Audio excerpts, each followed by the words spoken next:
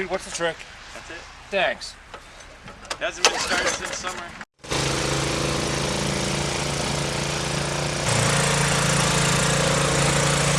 Yeah, I don't know what else we can do. I just don't want to scratch it.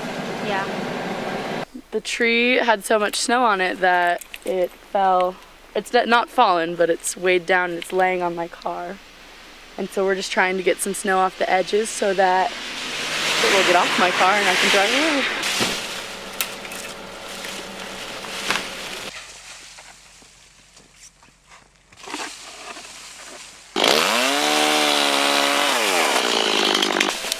Oh man, that's bringing up the hooks out.